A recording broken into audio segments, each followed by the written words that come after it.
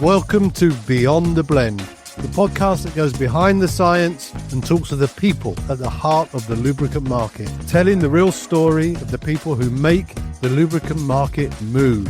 With real insight and honest conversations, we aim to show off the people's side from across the entire lubricant supply chain.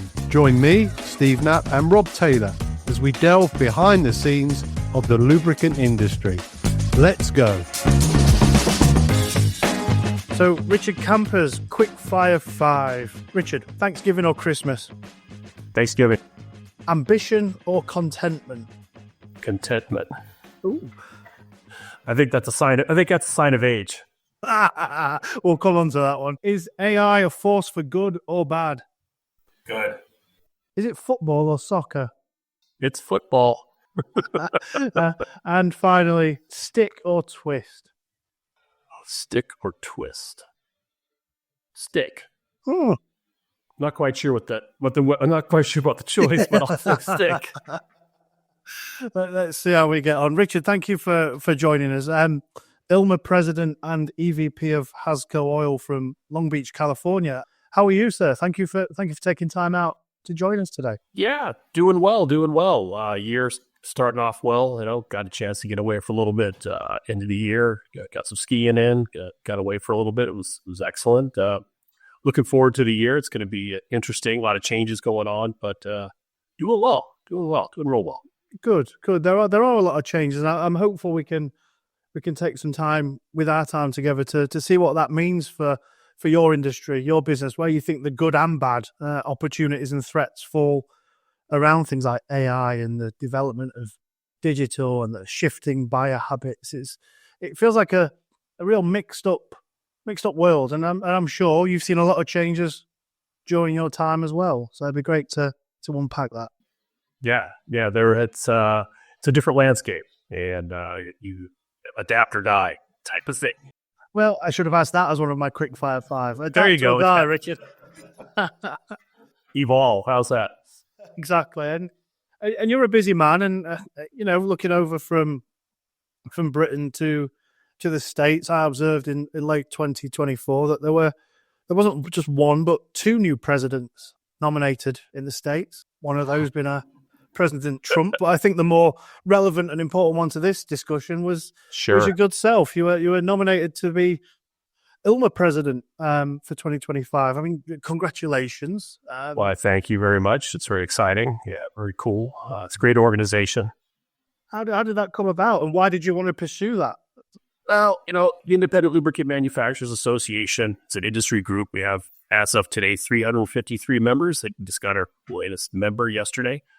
It's a group that advocates for the small to medium-sized lubricant and fluid manufacturers. Organization has been around for 75 years, I think. And I just, for our business, it was important to get involved to kind of keep a pulse on what's going on in the industry, and then to contribute any way we could to making sure that our industry stays healthy. And I was invited to be on the board. After that, you move through the executive rank and become president for a year, and my term will go till October. And like I said, it's super exciting. It's a great organization. It does a lot of good things, and proud to be the president. Brilliant. Well, I mean, congratulations again on doing that. I mean, what's on your agenda as president in 2025? What is it you're hoping to look back on in October? Yeah, our biggest initiative is an outreach program to talk about our industry to young people. Our industry is kind of facing maybe an issue with retaining or even getting young people and then retaining them in the industry. And we need to talk about our industry in terms that would make it a place where someone wants to have a career. So we're trying to do this ourselves, like making TikTok videos by ourselves and that kind of stuff. And we finally realized we're not good at this. So we actually engaged a PR firm, and they're rolling out a multimedia program targeting high school and college people to talk about what the industry does, and really focusing on things like energy efficiency and the practicality and the technological advancements that are going on in the industry. So that's the biggest thing that we're going to try to do during my time, is to get that off the ground, get some engagement, and hopefully fine tune it, because it's going to be an ongoing process for us, or ongoing program. So that's the biggest thing. And I'm really excited talking to people, especially younger people, to get their ideas and what's going on. So it's going to be great. Yeah, it sounds like a very big mission, and certainly one that's going to last more than the 10 months that you've got left of your tenure of president. So I guess you're here to set the foundations for hopefully a culture shift potentially. Yeah. We think we have a really good story to tell. Like they say that 27% of the world's energy is wasted due to friction. The only thing we do every morning is get up and try to lower that number. And when you can reduce friction, now it's a multiplier effect where you're saving on energy, saving on money, you're reducing carbon emissions. There's a lot going on that's just at the core of what we do. I think I like to say that when people talk about sustainability, we're the only industry that I know of really that it's what we do. It's our core. We're here to reduce energy consumption. It's what the foundation of the business is. So it's a great message, and we want to get it out there and talk more about it, because it's a cool industry. Most people get into it by accident, and they end up staying because you get to work on some great stuff and meet some very cool people. So it's a great place to make a living. It's becoming more and more common, Richard, where I'm talking to people like yourself, where they're so aware of how exciting the industry is and the good it serves, the good it does. 27% of energy is wasted through friction. Who's telling that story? And time again, I find myself going back to conversations where we need to tell that story. That's what we need to be telling, and nobody's doing it. So kudos to you for trying to raise the awareness, raise the bar. Just get it normalized as a conversation, because I don't know about you, but do you see that there are negative stigma around the lubricant industry, around Certainly. It's the naughty industry. Yeah. Yeah. I mean, when you attach oil to your name, there's going to be a connotation there. And so we have to kind of get around that, or change the narrative on that. But yeah, you're going to have an immediate reaction. Someone will, when they hear the word will. And so, we're not going to run from that, but, we think we have to educate people that, oil is a big category, really big category. And if you really want to get technical about it, we're using less and less oil these days, moving more towards synthetics and moving towards water-based products. So I think it's an education process where oil is a big category. And you got to be, if you're going to talk about oil, you got to be able to talk about it the right way. And that's one of the goals of the program. Is it's educational to get people to understand that what we do is a lot different than what you would think of a traditional oil company. So, yeah, good. And you mentioned there in your piece around talent issues. There's a talent issue in the industry. I don't think that's just in the US, but I'd be keen to know your perspective around it. And why is there a talent issue? What's keeping people away? I just think it's not quote unquote exciting. A lot of times people think it's a declining industry, or it's not sexy. It's if you give a young person a chance to go into technology or computer field, software field, biomedical field, it just sounds like there's more opportunities. Perhaps those are growing industries. They're more exciting. So I think that's the thing. There's a perception with the industry maybe that's in the decline, and it's not the truth. And there are plenty of new technologies that we need to be people aware of. There's a lot of plant-based alternatives now for lubricants. There's nanotechnologies, all sorts of things going on that are really interesting. And if we get that message out, we can, I think, make a couple arguments. One is that this is a technology industry. It's exciting. There's lots of things going on in it, and it's an industry that contributes to society. in a lot of different ways. I think, we think a lot of times what you hear these days is young people want a purposeful career. And I think we can make the argument that the lubricants industry is indeed a purposeful career.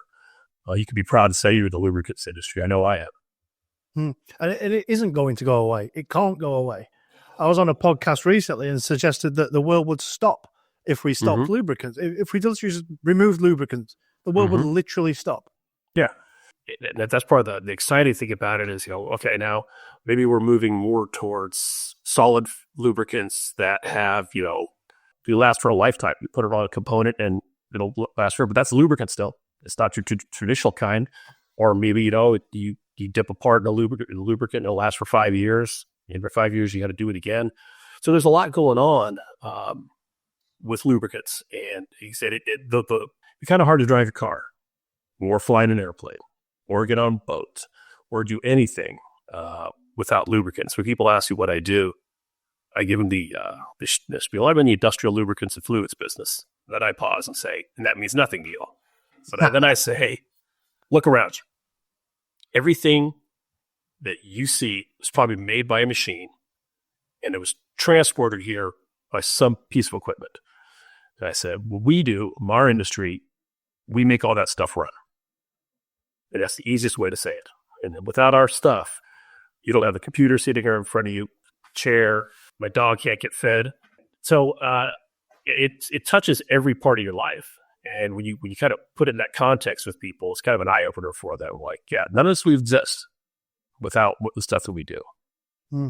Yeah, so to wish it away is almost a careful what you wish for, isn't it? And I think that's the story that needs to be told. And there is a responsibility of the industry to do that, I think, because there is a lot of, we won't go around it again, but negative stigma and press around it. And I think, people like yourself and others are grabbing that baton and running with it. And I think, let's see where it goes.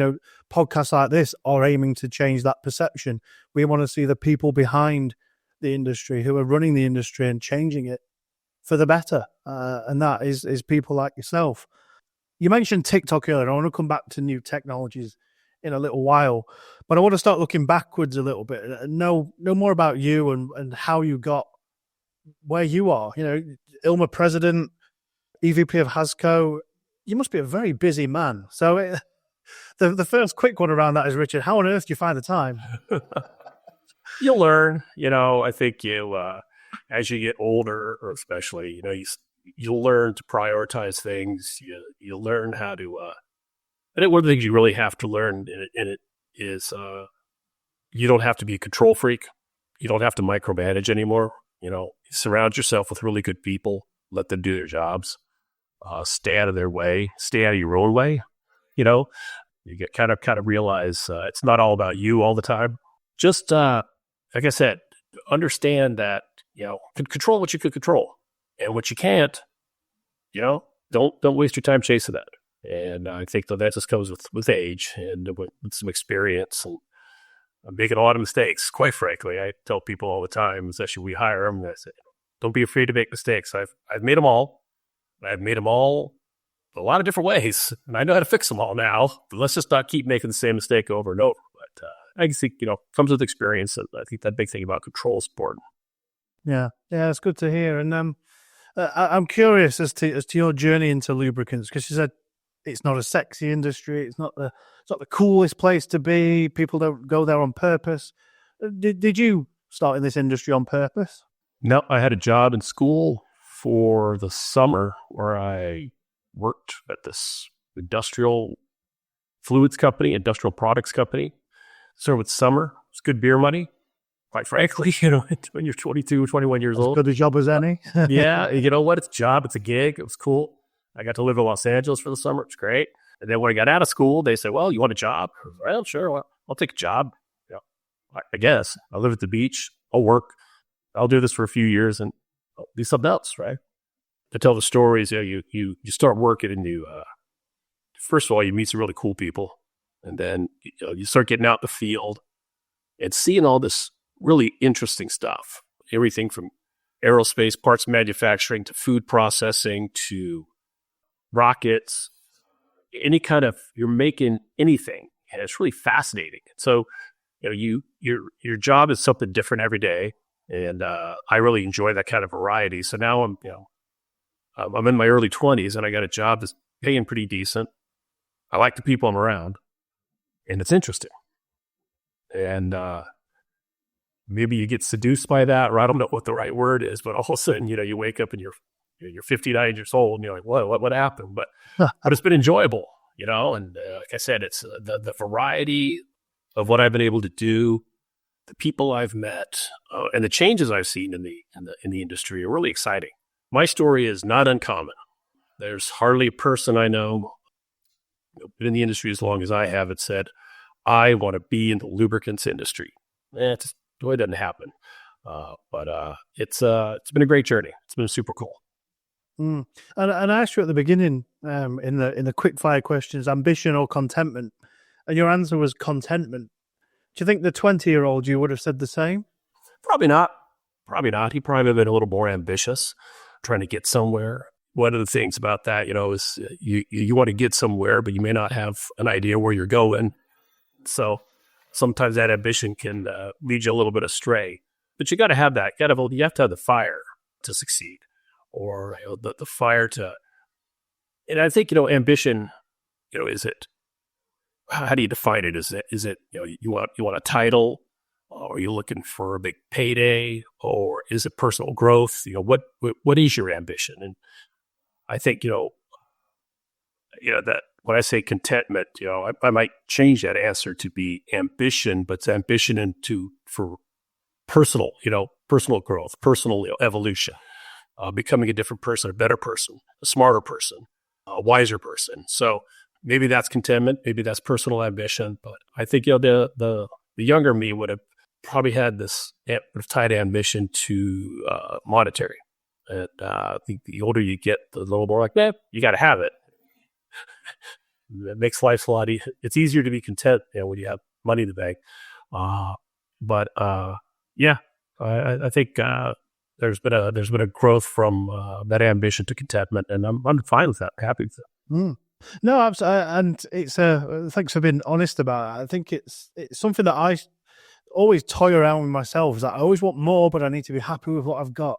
But if I'm happy with what I've got, how can I want more? It's like it's a real push and pull.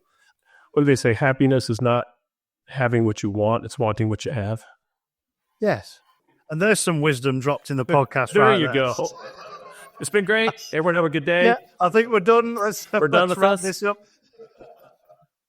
Yeah, it's true that, and I think going back to the talent attraction piece, if you're looking to attract 20 to 30-year-olds into the industry who have still got what you refer to as the ambition, the drive, the fire, it's how do we package that up to showcase it? Because no, I don't want to work in the lubricants industry. No, but it's not just that. You're making the world go round. You're making rockets fly into space. You're making boats sail the oceans. Which bit of that isn't fun? Yeah. Do you want a piece of that? It sounds great to me. Yeah.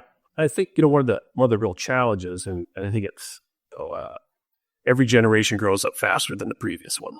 I have a 15-year-old son. The questions he asks me, I'm like, what? And then things he talks about, his exposure. And I think it's, what young people today are having to think about their future probably a lot differently than I did when I was coming out of school. So I think you could really tap into that and say, who are you? What do you want to do? This industry is not for everyone, but if you're a certain kind of person, you have maybe certain values or certain things you want to do, there could be a great fit for you. And so, it's important in this education program, I think allows young people then to kind of stop and think about themselves and like, okay, what do I want to do? Really want to do? What's important to me?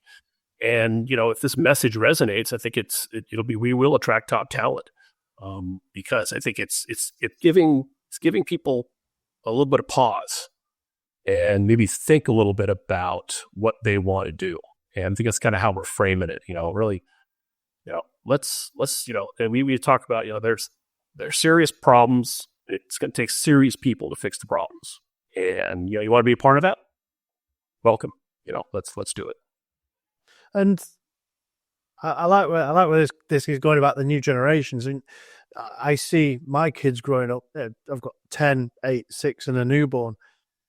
Your 15-year-old is probably around the YouTube generation. I mean, do they know what they want? Does a 15-year-old know what he wants to do? No, he says he does, but I think it's going to change every year. There's a tremendous amount of influences that he gets bombarded by, and I think he's trying to work his way through those influences, sort out the good, the bad. I think his particular generation, and I say generation, I'm going to say anyone that's in their early 20s versus a 15-year-old. A 15-year-old, I believe, is more savvy in deciphering the digital influences than some of their early 20s. I think those kids that are in that early 20, mid 20 range was kind of a Wild West when the internet really hit.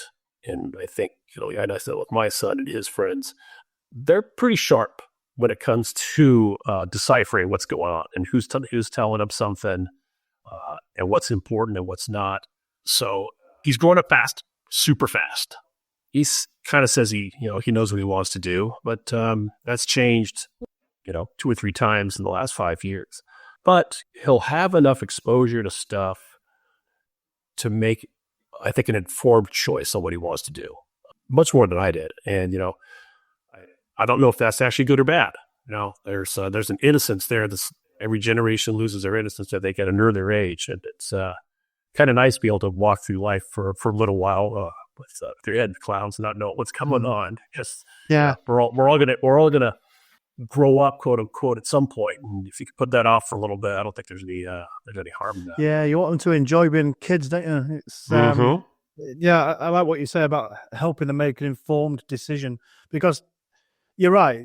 I've noticed even in my kids, my 10-year-old he's almost like a teenager. He's like, you'd think he was 16. He's so switched on, so connected. The world comes at them. It's bombarded with information. Like, how on earth are you supposed to set them up for success? I just think you need to give them morals and ethics and a platform to make that informed decision. I think it's so difficult in a very mixed up world, isn't it? Mm-hmm.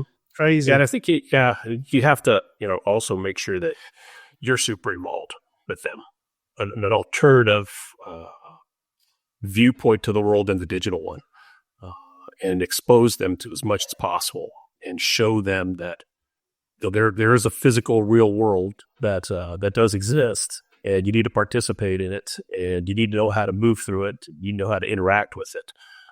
So it's super important to get them exposure to as many things as possible, I think so. And without prying too much into your 15-year-old kid, is he good face to face? Does he deal with the real world?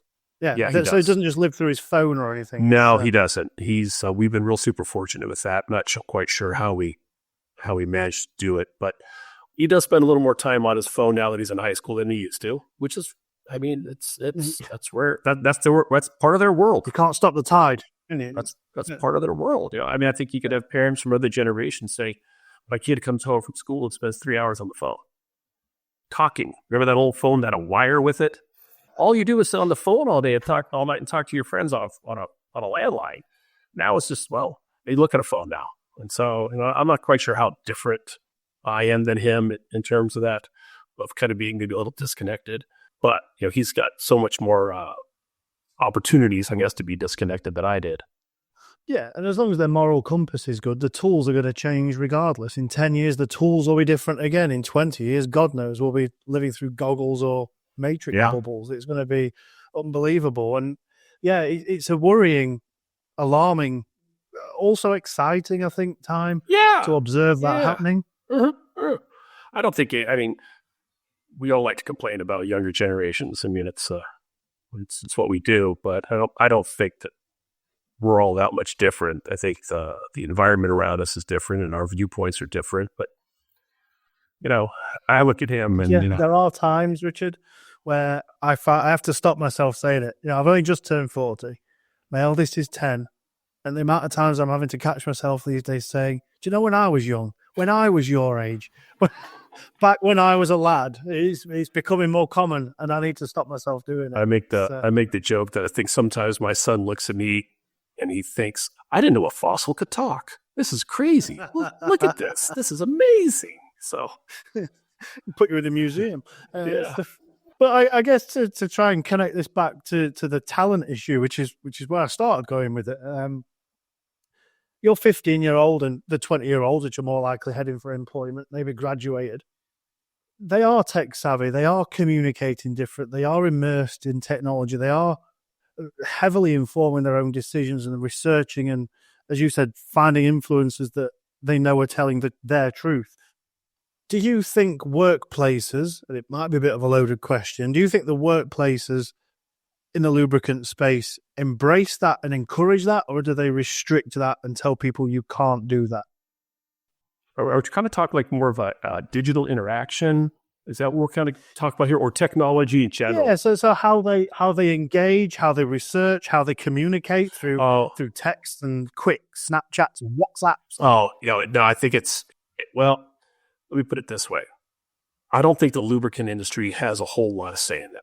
And what I mean is, if you would have told me 5 years ago, I'd be texting customers and texting suppliers and texting other people, I would think, no, it's unprofessional. Why would you don't do that? You do not text. Okay. If you'd have told me 20, 30 years ago, you'll be emailing people. No, you call people. You don't do that. You go see them face to face. And you'd have told me that I would have been using AI to write a training manual. I've been like, no, you don't do that. That's not right. It's not the right way to do it. So I think, the technology, it's going to drag us all there whether we want to or not. And, if you do, want to try to restrict the technology, you're just digging your own grave. I don't know if quite a loaded question, but I think it's kind of look at it the other way around. And can you afford not to? Yeah, I just wonder if that is almost detracting or putting talent off, and they'll go naturally to the tech places that are perceived to be more forward thinking. Whereas, and I don't know if it's fact, but they may perceive it's the opposite. Sure. In the lubricant. I think that's one of the challenges. What you guys talk about technology. What is it? What's this technology you're talking about? And for us, it's more physics and chemistry and engineering, but nonetheless, that's technology. If not all, it doesn't have to all be zeros and ones to be technology. It can be, it can be chemistry. It can be all those kind of fields and so if you want to talk to someone about technology, you got to frame it the right way and say, this is our technology. The technology, the Silicon Valley technology is stuff that we use to advance our technology. It's two steps there, So I think, it's whenever we talk about technology, I think we always forget those other sciences, and we just think technology is only a computer. That's all. It's GPUs and CPUs. That's all technology is, and it's not right. It's not correct. In every field, there's technology, and I think we need to exploit that. Leverage it. No, I agree. I think it's definitely a message that needs to be shared more and proactively and quite aggressively shared more to really change the narrative, or certainly offer a contrary view to the narrative. I think that's quite an important step to take. I remember last year in 2024, Richard, we met. We were lucky enough to speak at the annual meeting for ILMA. And I remember your first email before we headed out. You were introducing yourself and you offered an AI example, saying a customer, I think it was a customer, had just found a product using AI. There was a sense of like either a light bulb or a hint of panic around, oh my God, what is this alien thing that's just happened? So when we met, I was very happy that you were approaching it in a more positive way than some do. Some run from it. Yeah. And I get the impression that you embrace it as an opportunity. And I just wondered if you wouldn't mind unpacking a little bit around where you see AI helping you as a business, what opportunities it does bring, AI and other new tech in that respect. How are you embracing it, and how do you think it's going to affect things? Yeah, I think where you talk about you got to meet the customer where they are. a lot of terms, the Amazonization of the buying behavior. People want speed, they want efficiency, they want it to be impersonal, quite frankly. So AI fits that bill perfectly. And so how do you use that to your advantage?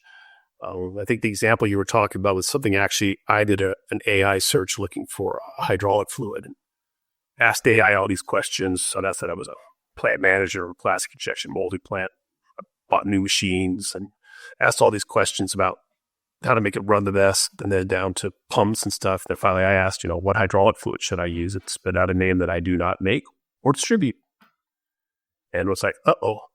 So I have completely out of the process of this buying process for my pretend customer.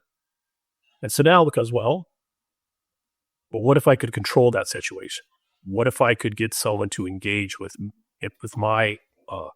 digitally and use AI to answer their questions and give them a solution that's beneficial to my organization?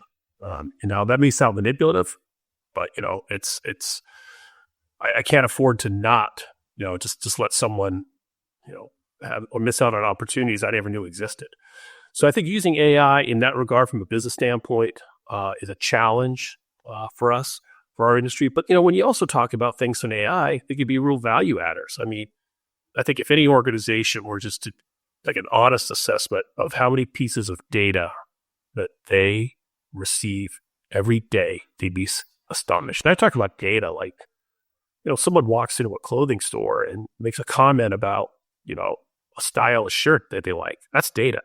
How many people come into your store every day? What's the average dollar amount they spend? And there's all this data, and we don't capture any of it. And so, let's say for our distribution, our one example is, I think we have 900 customers. If we took AI and tapped into the buying behaviors of all those 900 customers, even order patterns, now we can more effectively manage our inventories. It could be a value add to the customer to say, hey, we know that you order every 42 days. Why don't you go check out your stock? You may be low. So now we bring more value to the customer. We can run our businesses more efficiently. But I think one of the real problems where we are right now with AI in terms of small to medium-sized businesses and implementing it is it's moving so quick that my fear is any AI solution we come up with could be obsolete in 6 months. I think you be really, really careful right now to jump in with both feet because there's probably going to be a better and cheaper solution right around the corner. And so you got to be super careful right now.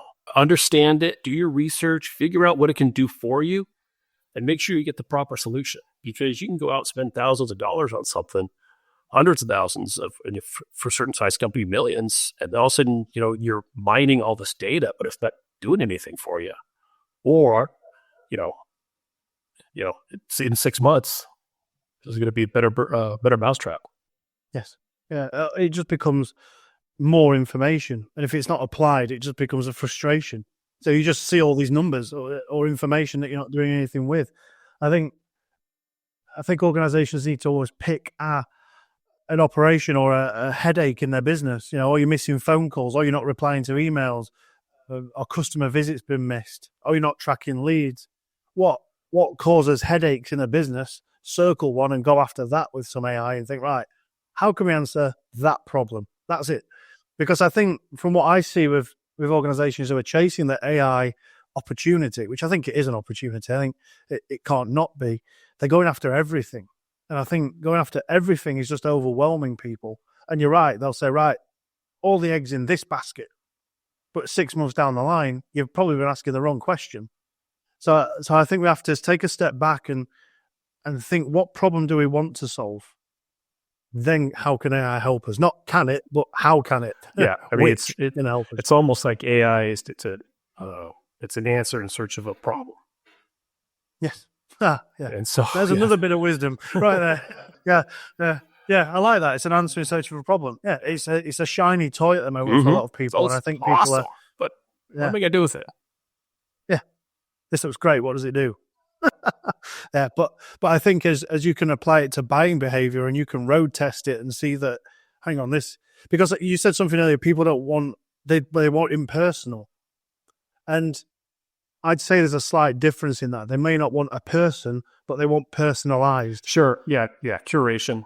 Yeah, I want hyper personal. Yeah, we have to throw out that word, but it's true. I think if people want tailored solutions, and you can't be impersonal and still offer tailored solutions to the customer. They don't match up. So there has to be some kind of personality, I guess. That's not the word we're looking for here. But maybe the wrong way to use it. But yeah, it's a battle to remain relevant when so much of the new generation's time is becoming from behind a screen. So I think there's some exciting opportunities, some real challenges coming now. We've got to be grown up about that as well. There are challenges coming. But what's next for you and Hasco, Richard? What's a good 2025 look like if we sit down in December and we ask you how your year's been? What have you achieved? If I come back and say, we've met some challenges in terms of real fundamental stuff, like we found a way to connect to more people more effectively, because I think that's the big challenge right now. We talk about communicating digitally with all our customers, but everybody wants to feel like they're being talked directly to and that they're valued. So now, how do you express that you value a relationship with someone when you're sending the same mass email to 200 people? It's hard to do. I'm not going to write 200 separate emails to 200 people all the time to do that. I don't think AI can do that yet. So how are we going to be able to meet people where they are, yet still maintain that personality that used to be there? The fossil era is talking. When you actually go sit down with people and talk to them about fishing for 15 or 20 minutes when you're making a sales call. Those are gone. They're not coming back. I know that. But I've got to be able to reach people on a level that is not, just two-dimensional. When you're communicating digitally, it's a two-dimensional communication or two-dimensional relationship. And you got to get beyond that and break through that. So if I come back a year and said, we've done a lot of work with outreach to our customers. So we've found some secret sauce where, we have a lot of great engagement and some rich conversations, and we're able to provide really good solutions for our customers for any kind of problems, or help them get over obstacles to help them meet their goals. I think that'd be the biggest thing to say. We've cracked the code, Rob. We know it. We know it now. We're not going to tell anyone. So too bad. Don't ask me what it is. Yeah. You should have figured it out yourself. I'll give you some hints, but that's about it, Rob. I want you to struggle. Yeah. Well, I'm excited to see the journey, Richard, and excited to see your success as ILMA President. I think it's a great mission that you're setting out to achieve, and I know the team there are very proactive along the same cause. It seems great group, unbelievable staff at ILMA, the board, the executive committee, the members. They're just it's a great group to be associated with, and I'm super proud. Yeah, no, as you should be, and they're obviously very proud to have you there as well. So again, congratulations on that. We're at the end of our time, Richard. So I just wanted to give the listeners opportunity to connect with you. Where can they find out more of your wisdom? Where can they see about your business, ILMA? Where can we get you? Well, I'm on LinkedIn. You can find me there. I do not participate in a whole lot of social media at that age where there's I'm not on TikTok. I think on Instagram, only because that's how my son's water polo team communicates. I don't post a lot there. Still one of those people that kind of think, that your private life's your private life, and you don't put it up on for the world to see, but maybe I'll get there. But I think LinkedIn, we'll get you there, Richard. I think LinkedIn may be the best way to try to find me. Brilliant. Richard, thank you again for taking time out of your morning to join us on Beyond the Blend podcast. It's been a fascinating conversation. Thank you for being so open and honest. And it's a lot of fun, Rob. I appreciate it. Thanks for listening to this episode of Beyond the Blend. Be sure to follow us to catch next and future episodes as we continue to explore the people within the lubricant market.